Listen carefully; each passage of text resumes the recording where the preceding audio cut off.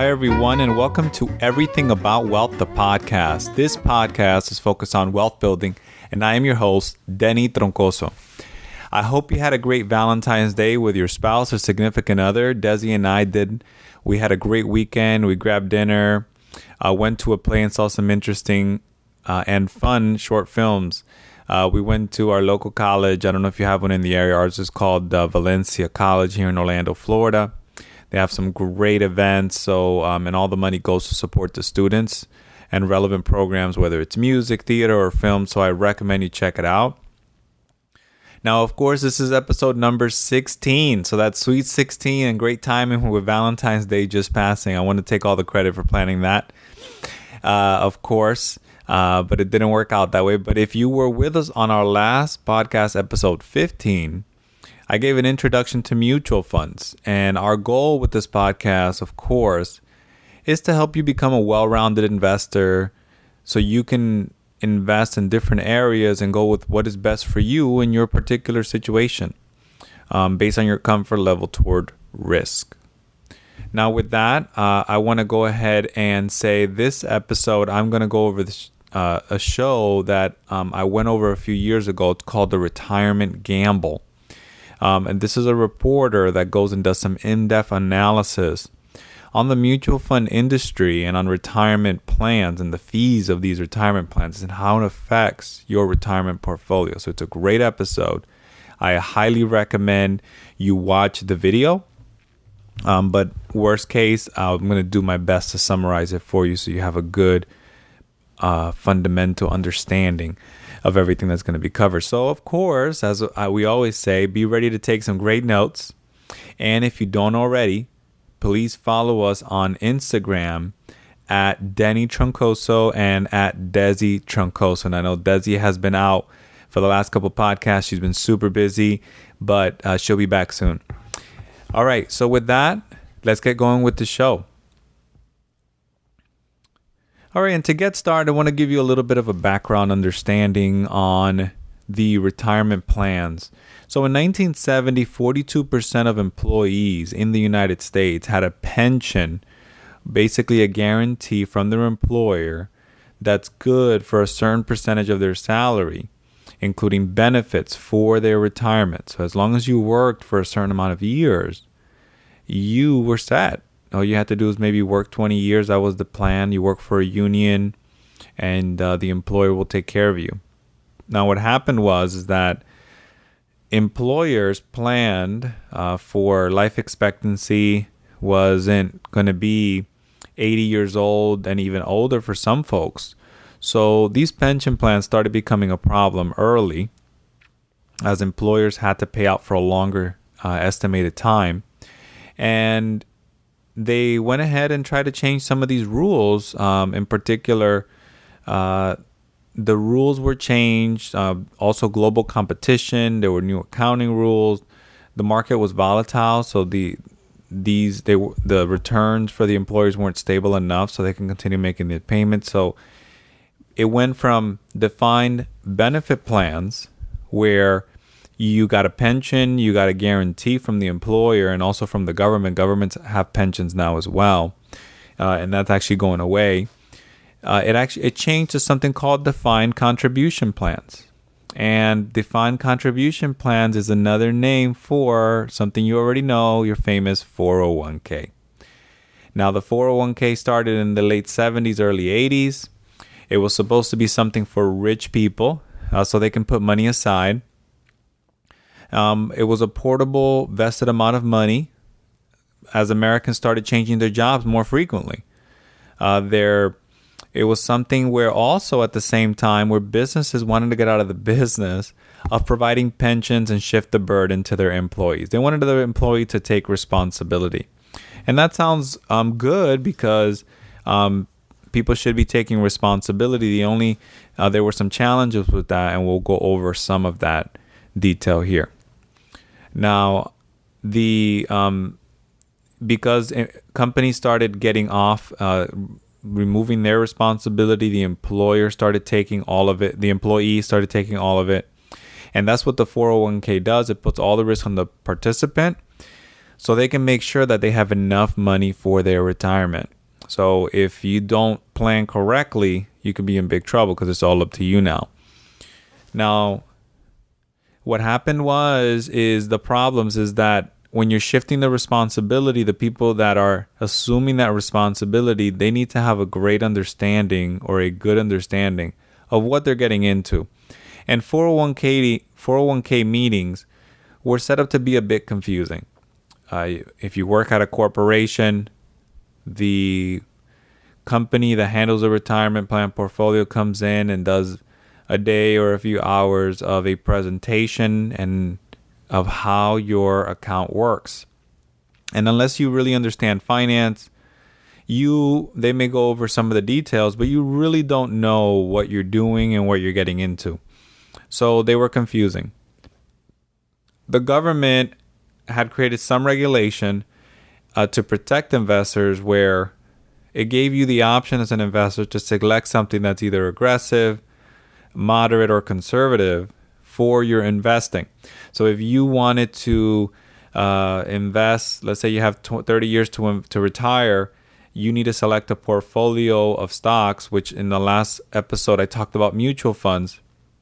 And you would select the type of mutual fund or several types of mutual fund depending on your comfort level toward risk. So if you were, and then this was even more confusing because are you aggressive, are you moderate, or are you conservative regarding investing?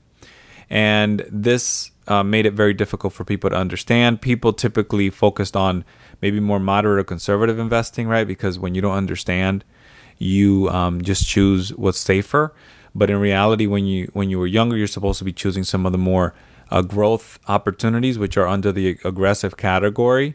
But to select that, you need to make the choice. The advisor or the company can't make that choice for you. Now, so let's talk about the three different types of risks that the employees really took over. And the first one was how much to save. The second was how to invest. So what funds, what allocations. And then the last one is how to withdraw the money to not outlive the asset. So if you do have the opportunity to do things the first two the right way, so you invest in the right investment, you invest enough money to put aside $1 million, $2 million, whatever that amount is that you needed to have. Now, how do you organize or plan for that where you're not going to outlive your retirement assets prior to you dying? And then those were risks that the employees didn't have to deal with before, and they had to transition fairly quickly to doing that. And then the industry didn't make it easy. So there was lots of marketing out there from companies that are managing money, and it's confusing. So there's the Fidelities of the world, the E-Trades of the world, and then they're all trying to get your business, and then they have these commercials that are fun and interesting. If you haven't seen the baby commercial and all the other types of commercials out there that are fun and are that's great to get your attention. But what happens is you really don't know what you're doing. You're choosing a company or a fund just because it's the one they're selling, not necessarily because it's the right one for you. So we had on the show, there were quite a few people. One person was Professor Teresa Ghilarducci. She's an economist with the New School. And she said 401ks are one of the only products Americans buy and don't know the price of it. So that's crazy to buy something you don't know what the price of it over time. Well, the mutual fund industry, they've been able to protect themselves from regulation by lobbying the government to expose some of the dangers that would expose some of the dangers in price of their products. So you need to understand how this works. That's the key. The laws may change in the future for your benefit, but right now what I'm trying to do is I'm trying to educate you so you could be prepared and make the right financial decisions for you and your family, because necessarily the government is not going to protect you. It's not set up that way. Industry hopes workers were going to trust an advisor. So the industry hopes you close your eyes and you just let the advisor take direction. But I always believe that you are only as educated as the best advisor in the world. So you need to have a understanding and then go in asking questions and asking why things are being recommended. And then if you have a certain amount of education, then you can actually get better advice. I believe that in so many different areas. So Robert Hilton, Smith, an economist. He was a young guy when the show was recorded. The show's probably 10 years ago, this episode. But he started analyzing and doing his dissertation, because he was doing his PhD, on America's retirement problem. So what a great dissertation. So it ended up working out perfectly for him to be a guest on the show. And what he learned were a few things. He had a 50-page prospectus to read for some of the funds, let's say for his retirement, which was confusing. He didn't really understand it. It was more of a disclosure document so the funds could say that they shared all the risk, they shared all the information to the investor, and they were kind of saying that they were home free if something bad happened because they did what they were supposed to do. The average family actually pays, according to Robert Smith analysis, was $155,000 in 401k fees over a lifetime. That's a lot of fees.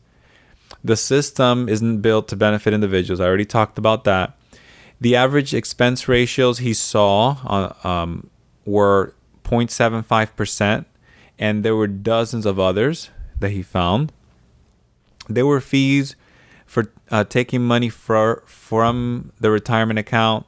There were fees for asset management. There were fees for marketing, for administrative, for record keeping. There were over a dozen different types of fees that he found after looking at the prospectus. And if you're invested in a mutual fund, whether that be through your 401k or it would be through outside of your 401k, you should definitely take a look at the prospectus and see how much you're paying. This could be a great exercise so you can see what's going on. Now, the average actively managed fund was at 1.3%. The ones that he had options to choose from based on his job. Some charged 2%, and some even charge as high as 5%. So that's 5% in a management fee that you're paying to the company from your investment dollars. So every dollar that you're paying to the companies, that's money that's not staying in your pocket for your retirement, and then that it's not compounding, right? I talked about compounding. I had the Rule of 72 here. This was all planned, right? The Rule of 72, the mutual funds. So you can understand the power of the fees that you're paying, all right? That it's taking away from your retirement, from your family. So annually, it may not be a lot in fees, but as you add it up over a 20, 30-year period, it may be over $100,000. This may be enough for retirement or not, right? So this is an extra $100,000 that could provide cash flow for you on an annual basis for the rest of your life.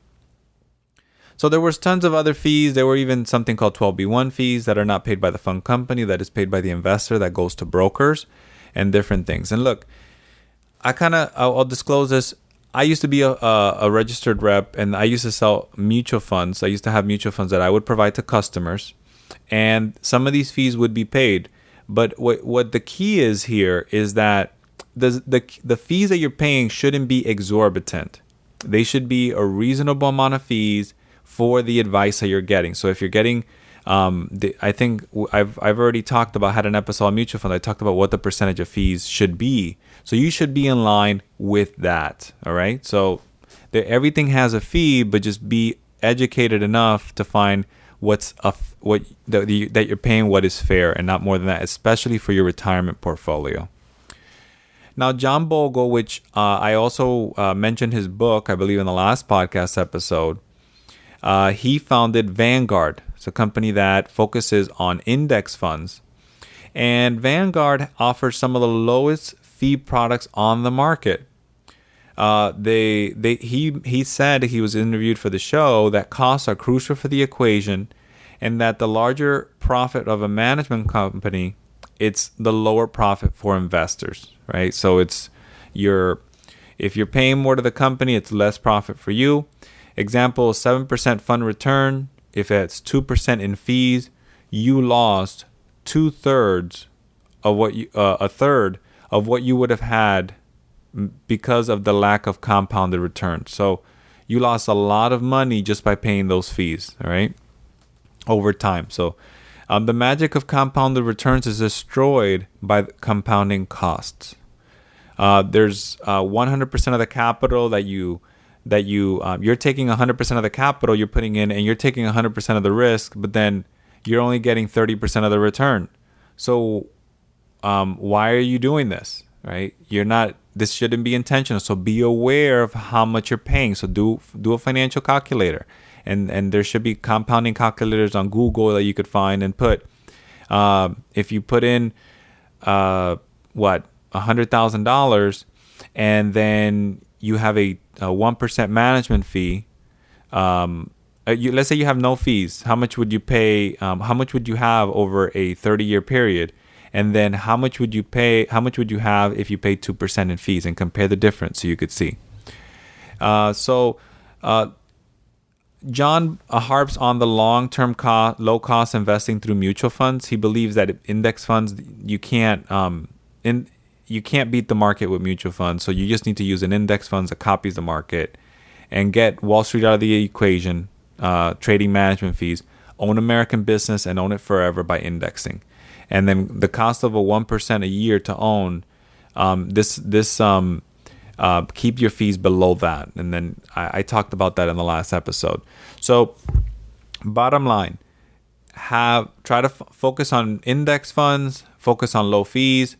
Vanguard has some great index funds that are low cost, that are some of the most, it's a very popular company. Do your own research. But there's other companies that also have index funds. And some advisors that do recommend index funds, because it's starting to get popular, had a conversation recently with an advisor from Merrill Lynch.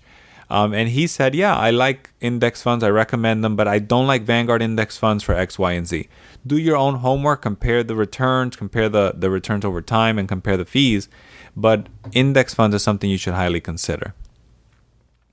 Now, in this episode, we also had Phyllis Borsey, Assistant Secretary of Labor.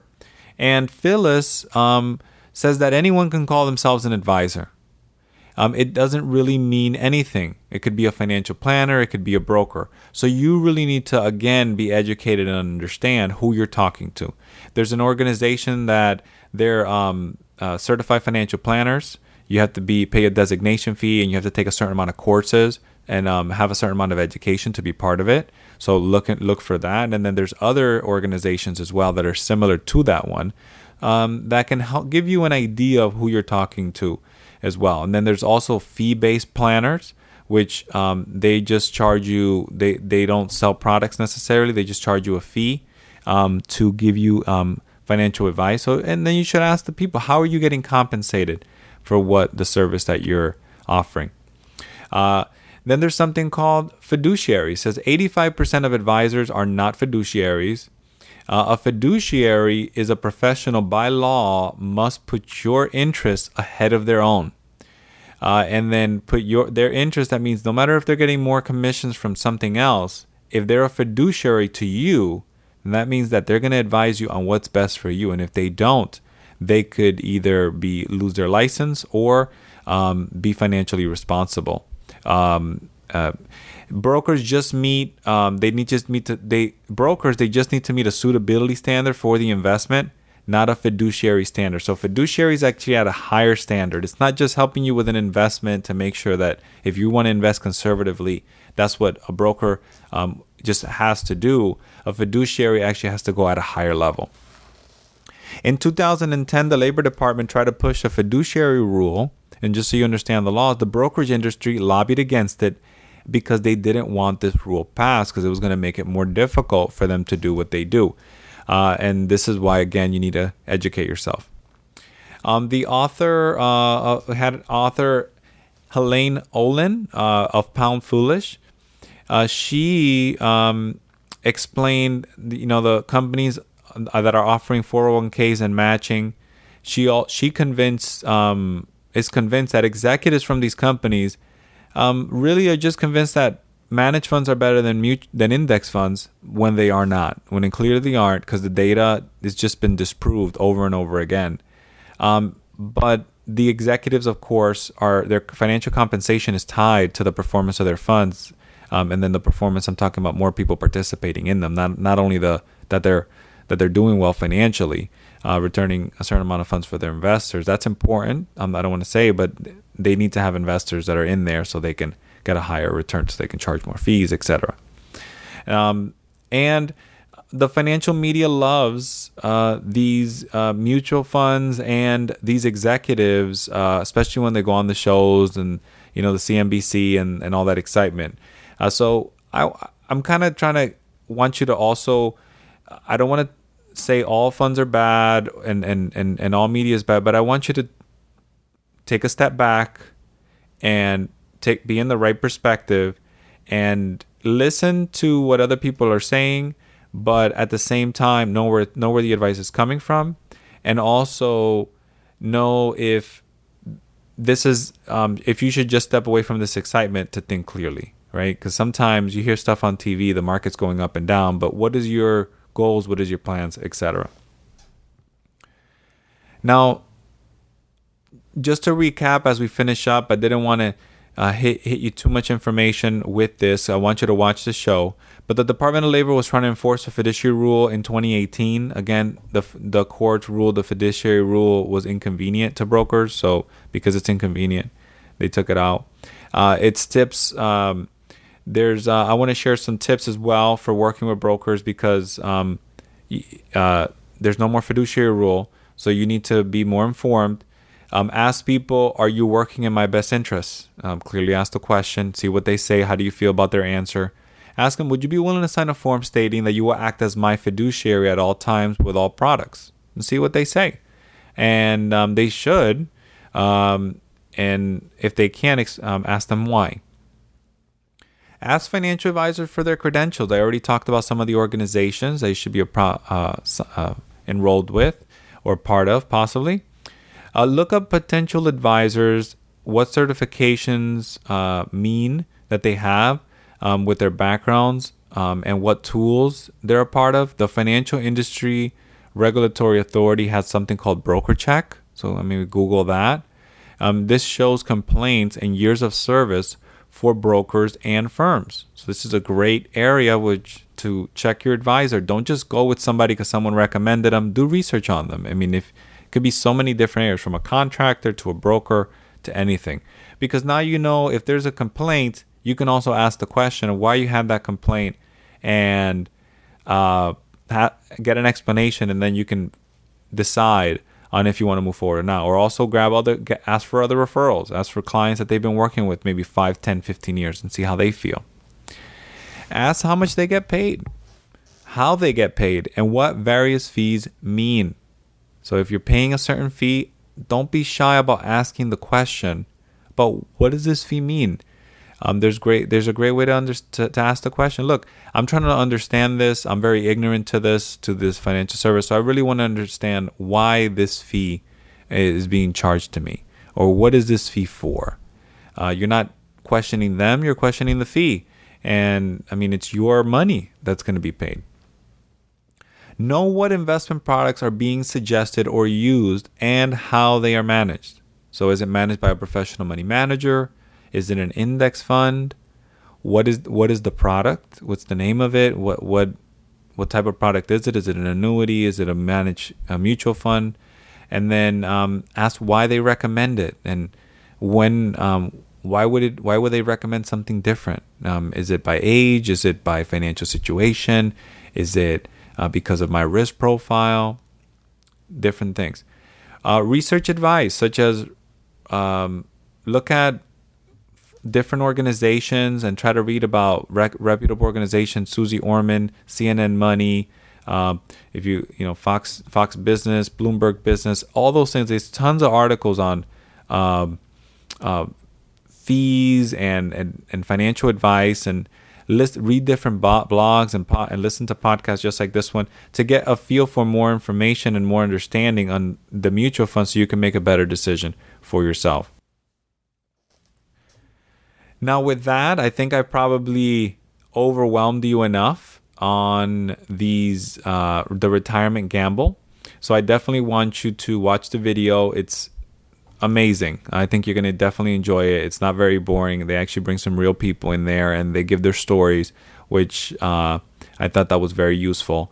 But with that, I'll say thanks for tuning in.